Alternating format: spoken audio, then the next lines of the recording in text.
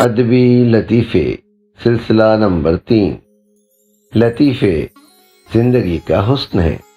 غالب نام ہی کے نہیں، حقیقت میں غالب تھے۔ وہ شاعر تو بہت مشہور ہیں، لیکن اگر ان کے خطوط کا مطالعہ کریں تو آپ چوٹی کے نثر نگار نظر آئیں گے۔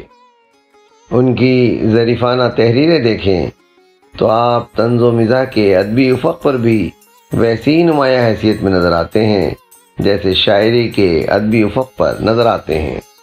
اس مختصر تمیزی گفتگو کو یہاں سمیٹتے ہوئے آپ کے ایک دوست کے ساتھ گفتگو کو دیکھتے ہیں۔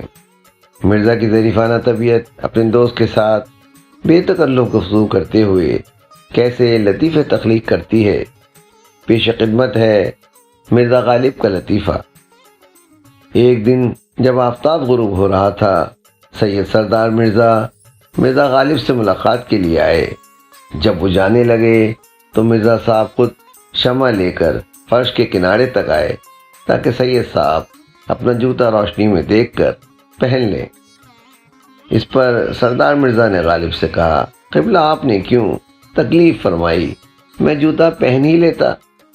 اس پر مرزا غالب برجستہ بولے، ارے بھائی، میں نے آپ کا جوتا دکھانے کے لیے شمع ہاتھ میں نہیں لی ہے، بلکہ شمع اس لیے لایا ہوں کہ کہیں آپ میرا جوتا پہن کر نہ چلے جائیں۔ آواز و پیشکش سراج الدین۔ ویڈیو پسند آئی ہے تو لائک کیجئے، سبسکرائب کیجئے تاکہ آپ کو میری نئی ویڈیو کا نوٹیفیکیشن بر وقت مل سکے۔ شکریہ۔